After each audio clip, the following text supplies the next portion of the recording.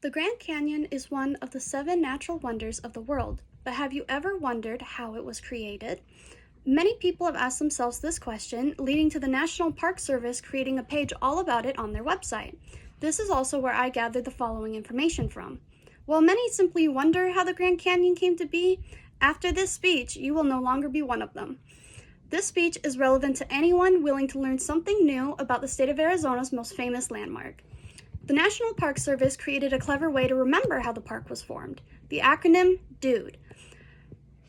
The acronym DUDE describes the natural processes that created the beloved national park. DUDE stands for deposition, uplift, downcutting, and erosion.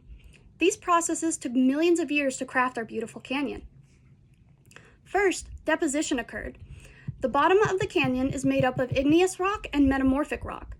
Over time, layers of sedimentary rock were deposited and built upon one another.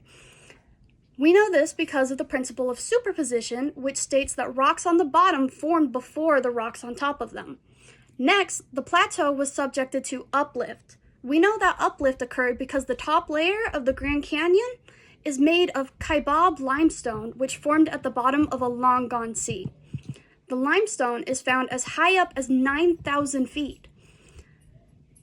Plate tectonics caused this ancient seabed to rise in such a unique way that it reached incredible heights while remaining flat.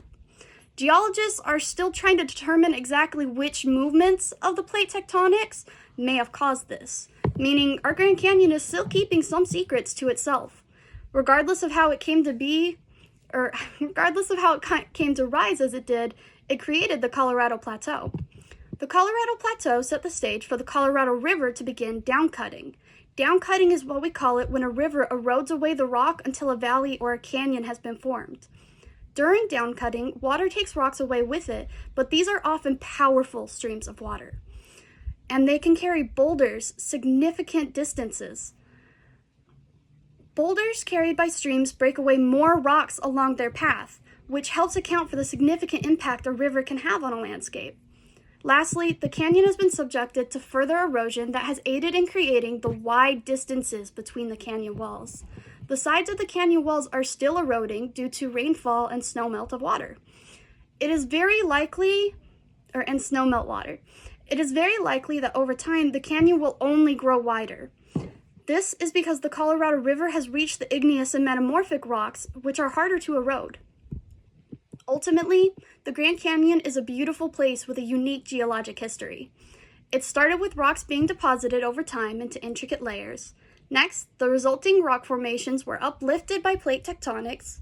Then, the rock was carved through by the Colorado River through the process of downcutting. And finally, the walls became wider apart through erosion going down the sides of the canyon. The Grand Canyon is beautiful and powerful to see, but there's also inherent beauty and power in understanding how it came to be. Thank you for listening to my speech about the formation of the Grand Canyon. I hope you had a grand time.